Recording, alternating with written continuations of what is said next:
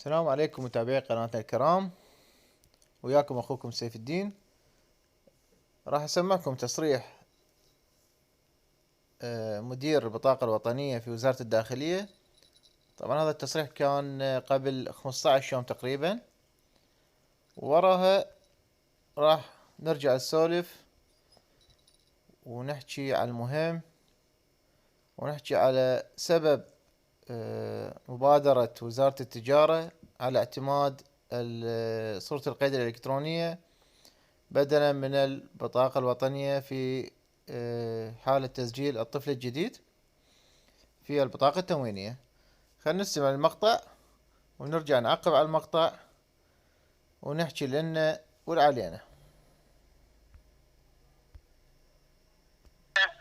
اليوم استلمنا ان شاء الله مليون، وايام القليله المقبله راح نستلم مليون و200، وبعدين بالتعاقب ان شاء الله تكمل ال5 ملايين ونبدا بال5 ملايين اللغه حسب العدد لكل محافظه. يعني كل محافظه مثلا قد المتراتب مالتها نعطيه مثلا على كل محافظة راح نعطيها مثلا 25% من المتراكم. هذه المليون كمل هاي ان شاء الله تجينا الوجبة الثانية اللحق، يعني ندي ونستمر كلها بالتساوي. يعني ما راح تصير محافظة مثل الحملة اللي صارت. احنا راح تصير كل المحافظات تشتغل سوا. احنا حاليا اليوم استلمناها، يعني قبل ساعة تقريبا كملنا بخزنها بالطباعة، مركز الطباعة. واحنا باكر جمعة، تعرفين جمعة وعندنا سبت عطلة، احنا باكر عندنا وجبة تشتغل لان اليوم يعني تدرين الوجبتين تعبوا. هذا هو تصريح مدير البطاقة الوطنية في وزارة الداخلية. طبعا هذا التصريح كان قبل اسبوعين تقريبا 15 يوم، انه تم استلام كذا مليون بطاقة وتم تحميلها وتفريغها، وراح يشتغلون شفتين صباح ومسائي ويوزعون كل محافظة من هاي المليونين او المليون شوية 25% من المستحقات لكل محافظة. والى الان ولا محافظة استلمت ولا بطاقة استلمت.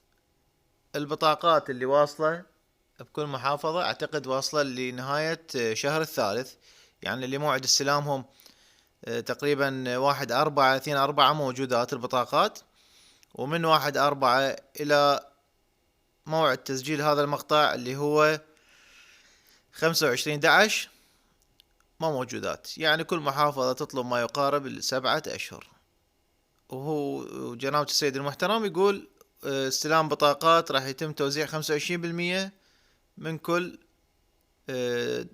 دائرة بالمحافظة مستحقة هذا العدد.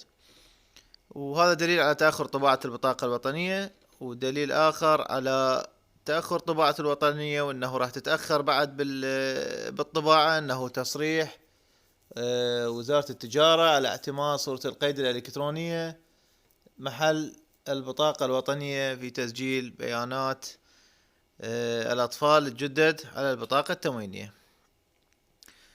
طبعا شنو اللي نحتاجه حتى نسجل الطفل الجديد بالبطاقة التموينية؟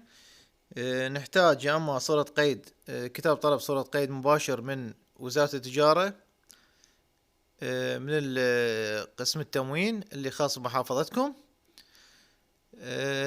معنون الى النفوس الخاصة بكم انه طلب صورة قيد عائلية حتى نضيف الأطفال الجدد اللي مسجلين بالبطاقة وإلى الآن لم يتم استلام بطاقتهم.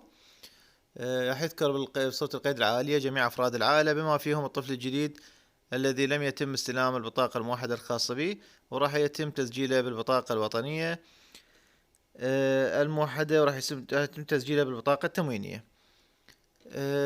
هذا ما يخص الفيديو الخاص فينا، تعقيب على كلام السيد مدير البطاقة الوطنية في وزارة الداخلية المحترم. اي استفسار عندكم تركوا لي بالتعليقات.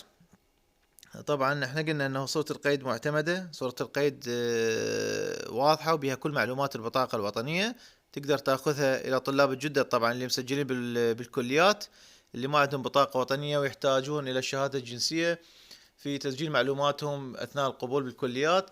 من الممكن اعتماد صورة القيد الإلكترونية الشخصية التي تحمل الصورة الشخصية في التسجيل محل البطاقة الوطنية ومحل الجنسية وشهادة الجنسية. إلى هنا ينتهي الفيديو الخاص بنا لهذا اليوم. أرجو أنه استفدتم من المقطع، وأي استفسار عندكم اتركوا لي بالتعليقات. والسلام عليكم ورحمة الله وبركاته.